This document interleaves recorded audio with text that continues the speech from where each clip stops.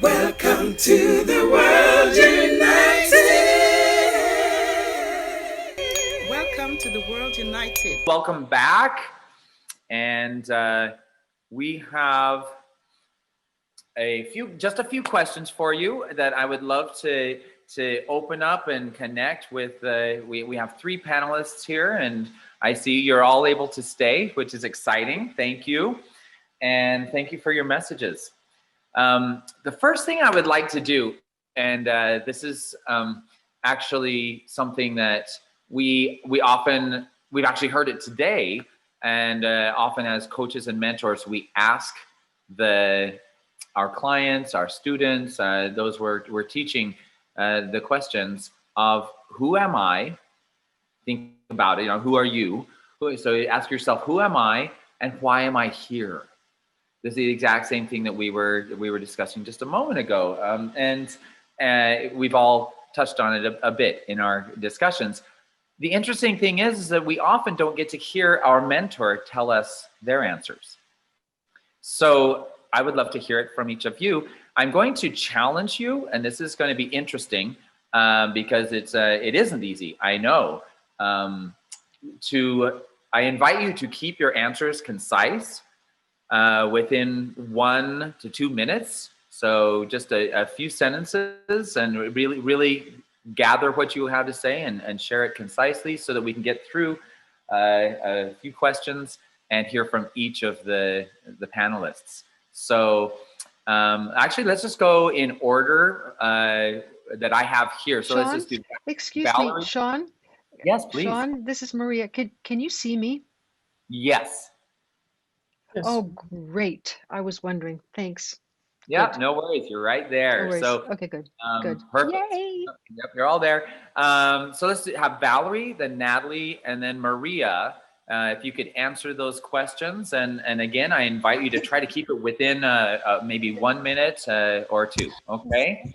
And so, who am I, and why am I here, Valerie? So I am God manifesting in this moment, and in this realm, I go by the name of Valerie Renee Shepard. I am a messenger of truth, love, light, freedom, and peace. Thank you. I think that makes the 2-minute deadline. Right? That was. I've been pretty clear on that for a long time. So I've kind of danced with this question over and over and over and over and over and over and over and over. Usually I don't ask my students that. They usually come to me saying, I'm dancing with this question. They don't use the word dancing. I'm struggling with this question, and I don't know how to answer it, and I don't know what to do. And I feel like if I don't ever get to the answer, then I'm going to have a horrible life. And so I just help them see that the journey to understanding the answer is their life, and that there's nothing wrong with not knowing the answer. Like we've just been so conditioned to believe that not knowing is a horrible thing. And I tend to tell my students, and I have to remind myself, that the unknown gives me the widest playground, like the widest swath of discovery opportunity is in not knowing anything, or not knowing very much. And so to be able to be willing to feel safe, like designate myself as safe, loved, cherished, beautiful, even in the space of the answer being, I'm not really sure what that answer is. But it's unfolding for me. Feels great. Perfect. Beautiful. And yeah, to feel safe and in uncertainty even. Wonderful. Natalie, would you care to answer for us? Sure. I appreciate Valerie saying that she's known for a while, as have I. My answer is a little different. I am peace and I am love, and I'm here to share and guide others to that same place. And that's also all I have to say for that. I love it. That's fabulous. Yeah. No, I do agree with Valerie, and I'm just going to take that a step further in a 20-second little thing. I think the biggest problem biggest challenge that people have is the idea of not knowing is detrimental. the situation we're facing right now across the globe, people are so stressed because they don't know. And that makes them really uneasy. But if you have the center, like Valerie and I'm sure Maria as well, inside, then the not knowing is actually, so what? I'm not in charge anyhow. It's all good. Yeah. Lovely. Maria, please. Okay. I'll tell you the truth. Not that I wouldn't anyway, but I'll just, because we're here sharing. Perfect. Ever since I was 22 and my mom ended her life after struggles, and beautiful, talented woman, just really the light in so many people's lives, but she was suffering too much. And in those days, we didn't have a way to help people who were suffering that deeply. But ever since my mom ended her life, I became aware that my place here is to support people to live without regrets. When I teach at the academy, and we're so fortunate to be teaching courses to people all around the world, especially with this coronavirus bad difficulty, which has made it easier to do things virtually. One of the things I open up with is not what I'm telling you about my mom, but that really this work is designed for people to live without regret, that at any moment when they look back on their lives, they can say to themselves, you know what, I've had my ups, I've had my downs, but yes, I did what I came here to do. I did what I came here to do. And that has been my guiding heart principle, you know. So that's me. Thank you. Thank you. Yeah, I think it's really important that not only we understand it, but we help the youth to, and it's going to change, right? I mean, our understanding of who we are and why we're here will evolve as we go through life and figure things out. Oh, wait, what about that? And what? Yeah. So yeah, at this point in your journey, that's the answer. And a year from now, it may be different. And I love that. I love that.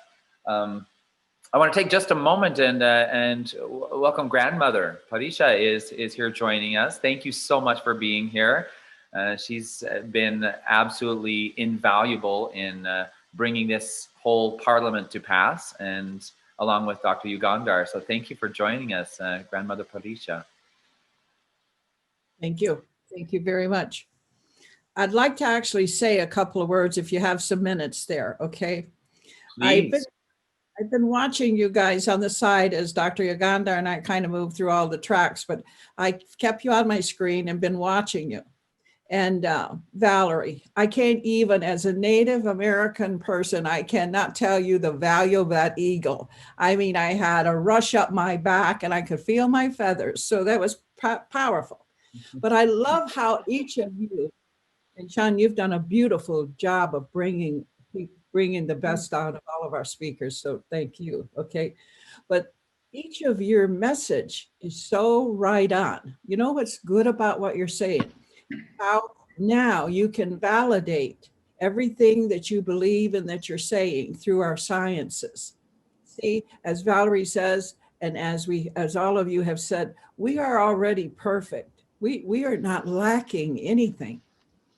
That fingerprint says there's only one of you, and that one is you. Okay, no competition, no one you need to role model yourself by.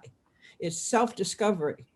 In the simplicity of all I've learned over the 50, 60 years of my studies is that what I have found out is that we come into life and we do what? We just experience time for experience, right? We just keep going the hoop with that. We have the experience, we use the time for that. That's what we spend, okay? And then as we get older or we've had our many challenges, we begin to see something deeper. And I think I'm so very, very happy to actually see, Natalie, that you are actually working with the young people. Oh, that's a love of my life. I love it when I'm in the auditorium or something with the young people. They have so many wonderful, innovative ideas. And you know what's bewildering is that they're already aware. I mean, they're out there already. When I look at their age and I realize where I was at that age, I'm 80 today, and I'm looking at how many 60 years of life and tracking I've been doing. And these guys have got it already, you know? So I think technology is putting them kind of ahead of us, right? But they need, as you're saying, they need that personal affinity. They need that contact. They actually need to see it mirrored in someone else's comment of that. The thing about us as humans is that we like people to mirror to us exactly what we feel we are actually broadcasting and emanating. And you all have done such a beautiful job in your own way. And I'm sure Sean has seen this in your own way. All of you are talking about the same thing, right? I mean, you have so many positions on the elephant. You're like covered the whole body of the elephant. You're all speaking from some part of it. And it's fantastic because your message is so, so profoundly sound. We celebrate. You have made a difference. Dr. Yugandhar and I are so grateful that you took time to be with us, that you took time out of your life and all the things you're doing to be here with us. You somehow or another, in your own way, have heard the message that we all are hearing. If not now, when? If not us, who? And each one of us, if we put just some little piece of it, like Sean is part of the council, and there's many of us that are coming to the council now. If Dr. Yugandhar could do this all by himself, or I could join him and we could do it just the two of us, it would be done. It would be done. The hours that is put into it, the love and dedications in it, it would be done. But see, like that fingerprint, we need every one of your uniquenesses. Every one of you is an addition to it and a contribution that cannot be matched, cannot be duplicated.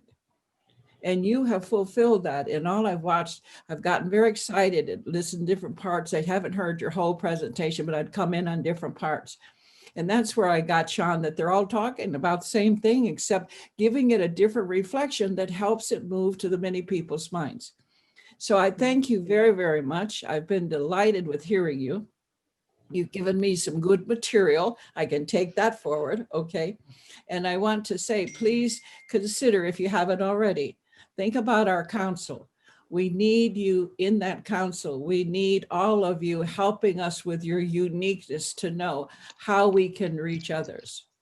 And as you come forth and you do that, if each one of us, I just sat down and worked the numbers that Dr. Yugandhar and I pass around once in a while as to what's going on and the number we have. If each one of those persons, each one of you, brought only 10 people with you to attend the council or to attend the event, do you understand how much mankind we would be touching? Each one of us has a contribution of making sure we get people to the event, that you bring with you those who are important to you. And I'm sure at this point, you have many, many students that actually you are their lifeline. You are the connection to their hope.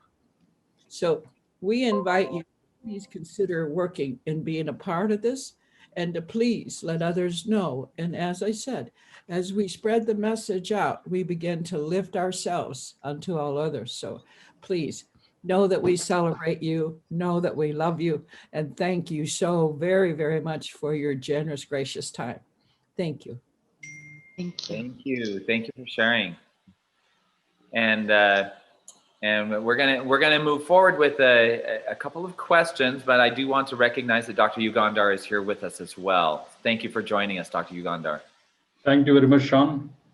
Thanks for this opportunity. Yes. And So thank you, wonderful ladies here. Yeah. So I'd like to get a please. little bit slightly personal in the next question. And the next question is going to because we are talking about youth and maybe some of the struggles that the youth are going through, I would like to ask you, so what was one of the biggest struggles that you went through in your youth and as you were developing, and then maybe some advice for those who might be going through something similar, something that maybe you dealt with and how you got through it, and then and some basic advice of how others might be able to get through it if they are going through something that is similar to what you've already dealt with and figure it out. I'm not going to I'm not going to say names. When you feel inspired, go ahead and just speak up and please share. Again, let's try to keep it around a couple of minutes, which might be difficult on this one, but do your best, please.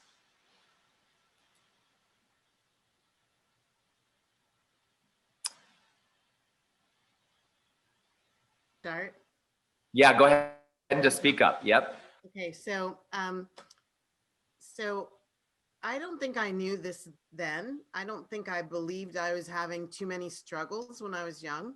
I was the daughter of a career Marine. I was born in the 60s. So as a Black female back then, you know, it was a not good time. So there was a lot around me. I heard a lot of things about Black people having to work twice as hard to get half as much. There's a lot of conditioning around the struggle of a Black woman or a Black person at all. And I was born in Virginia. So Richmond was the seat of Confederacy. So, I mean, there was a dynamic there. And I believe that the biggest struggle that I had was feeling accepted for who I was. I really tried hard. I mean, in our household, it was about getting the grades, and it was about overcoming the idea that everyone would have just by looking at me. Like they could judge me just by the color of my skin. So I had to overcome what I thought they were thinking that I know now many of them weren't necessarily thinking, by trying to prove myself. And I got straight A's, and I was the captain of the track team, and I played soccer, and I was always about demonstrating who I am, who I am, who I am, who I am. And what I didn't know then that I know now is that I was really proving that to myself. Way more than I was proving it to other people. And here's when I first discovered this, was one of my high school reunions. And I thought all the people who I thought were against me, it was really odd how wonderful they were to me at the high school reunion, and how welcoming, and, you know, they were all into me and everything. And I just remember coming home and I was kind of like, what, like, what, like, how did that happen? I didn't feel like a pariah, but I didn't feel like I was fully accepted. I didn't get into one of the sororities, and on and on and on. So the biggest thing, the biggest challenge for me wasn't any one thing or one period. It was this overarching concept of myself as not enough, not pretty enough, not smart enough, not from the right tracks, just not enough, not lovable.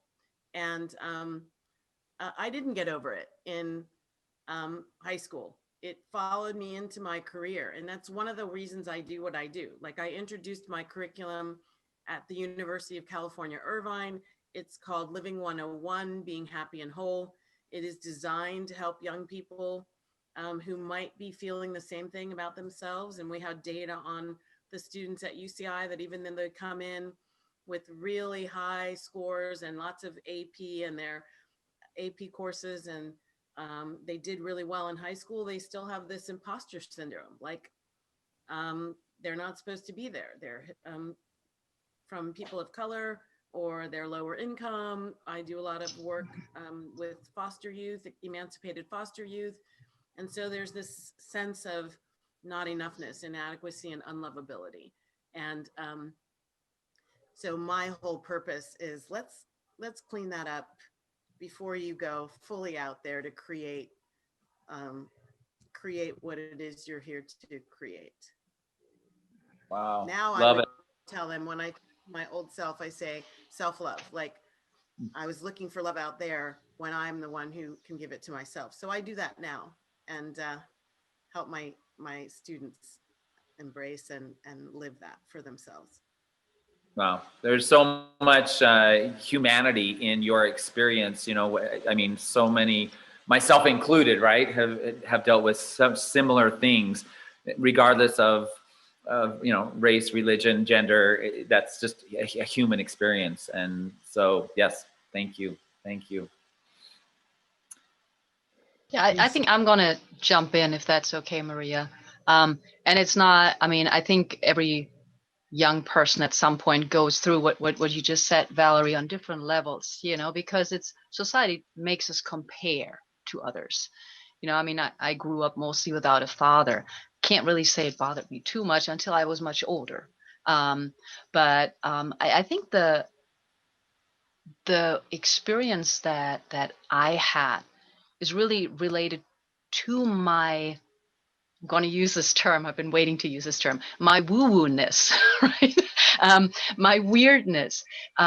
Because I remember very specifically that when I was younger, I would know things.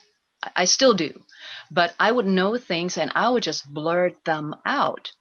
And there were times when the adults would look at me and look at me with scared eyes. You know, it's like, whoa, you know, how can you? So I mean, I am an intuitive, and having to figure out how to maneuver that part, that innate intuition that some of us have. I mean, we all have it, but some of us have it more. We all have different skills and talents. um, and and how to navigate having it, sharing it without scaring people. And I've even had that, you know, with my first business where I'm working on helping and guiding people. And the minute that you mention, you know, Reiki or energy or I can read you, it's like, oh, I thought you were a life coach. So it's like, you know, it's like this fear all of a sudden. It's like, well, you have it too. You just need to like go back to it. And so really being able to navigate that. Um, and so it's in the world we have lived in the last 15 or 20 years. I think it was in some pockets of the world more accepted than in others. And since I'm always trying to help those who are like on the bridge or you know just not sure where to go, I found myself a lot of times really trusting my intuition, but also having to set boundaries. Of course, you know, you don't read people without permission, you know, that just doesn't happen. But you have to learn that for yourself, and you have to learn that how to let others know about those gifts and talents without scaring them half to death. And there is an innate a curiosity about people. It's just how to phrase it and how to present it, I think. And I think I'm still running into some people right now who are scared of it. So that I think has been my challenge. Yeah, and beautifully put. And yeah, again, I think there are a lot of people that will relate with that. And because we're not in a place where we're totally open to the intuitive side yet, and it almost has to be hidden in some places. So, well, thank you, Maria. Would you like to You share know, something? absolutely. First of all, Valerie and Natalie, I just have loved what you've been sharing since the beginning of our time together. It's just heartwarming. And Valerie, Natalie, thank you for kind of what you were talking about. Opened up something for me too. When I was younger, I I was strange. I wasn't like other kids. You know, I didn't have some of the same interests girls had at my age. Um, it was hard for me to make friends because the things that interest girls at that age just really I didn't know too much about. And it was interesting. I It really lowered my sense of self-esteem. You know, because in so many of our younger years, we want to fit in. We want to know that there's, we used to call them cliques in those days, and you belong to that clique or that clique, or, but I didn't have one. I had one or two friends, they were considered strange too, and we hung out together. Um, but one of the things that helped me, um, I did a lot of reading. I read about people who were considered strange. I could, you know, read people who were about people who were intuitive. I could read about people who had different uh, uh, experiences in life, and that kind of let me know that I wasn't so alone. And I then started, uh, and I think this is something that's pretty good to learn how to do. Instead of focusing on myself and my strangeness, you know, and my intuitiveness and my seeing things in a different way than other people, um, I looked for people who were like me. I actually looked around and I found other people that I could talk to who were pretty much like me, feeling outside of things because they were so strange.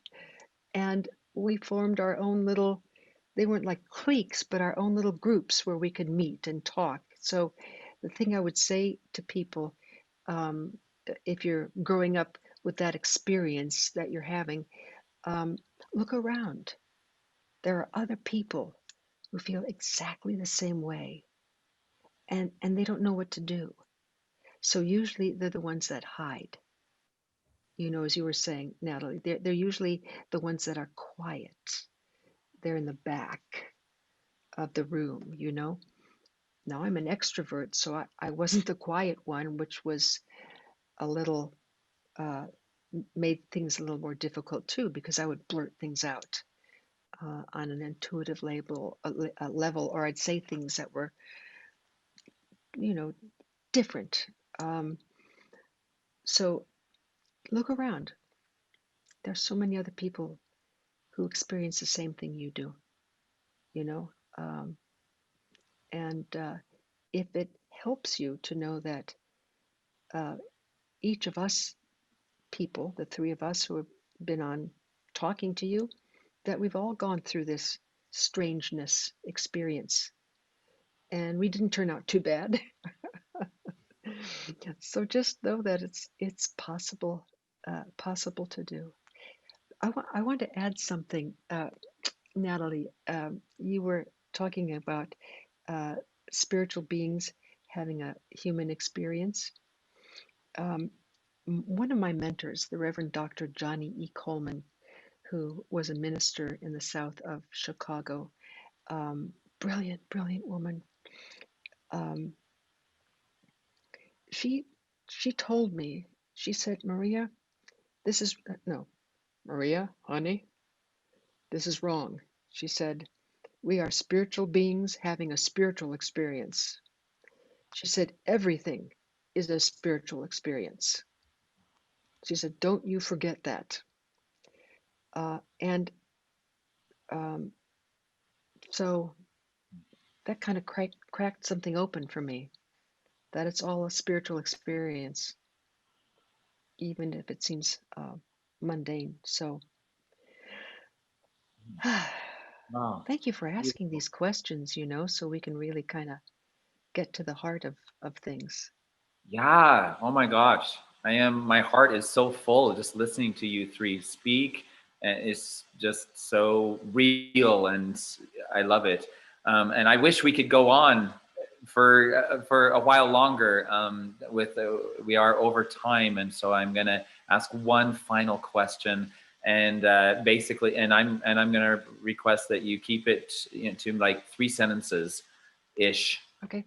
Yeah, because we are over time and we have our lineup of other speakers waiting to jump in. Okay. So, but I do want to give you the opportunity to share something with those who are watching and listening.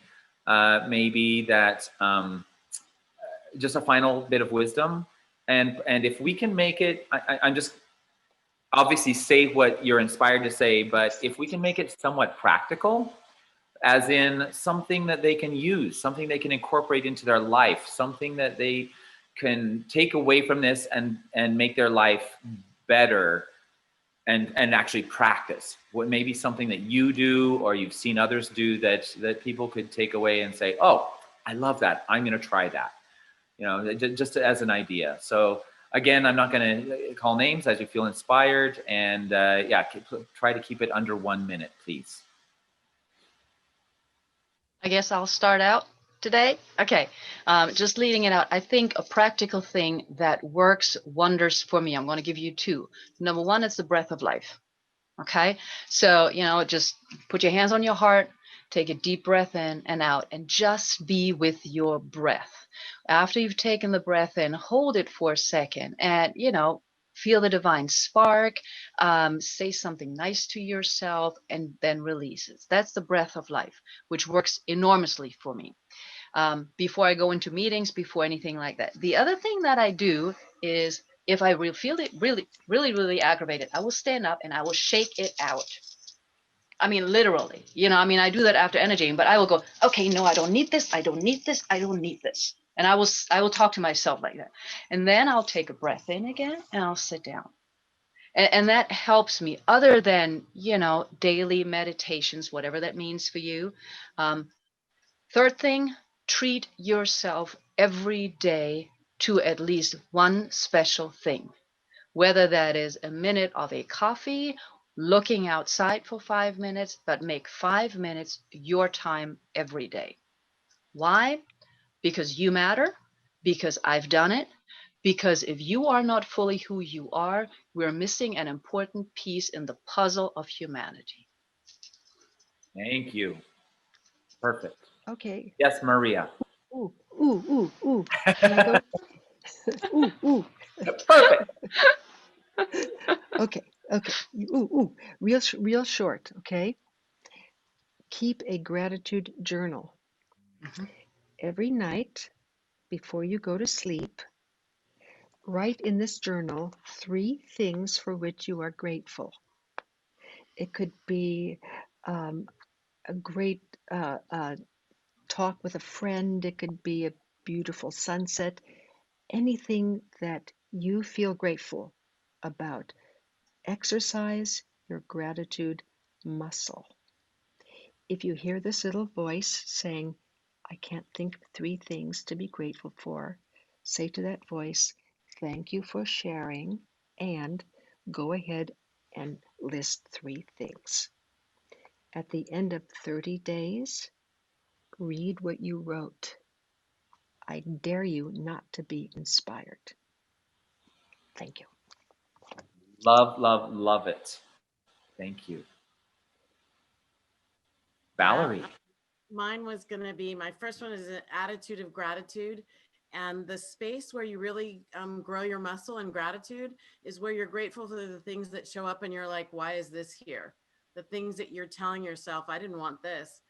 Like, how do you find the place to be grateful in the midst of that? What is that situation that you don't want giving you an opportunity to do, an opportunity to rise to an occasion, an opportunity to learn more about yourself, an opportunity to spread your wings in a different way? So where's the gratitude in even the things that you don't necessarily think you want? And then the second thing is, so what, now what?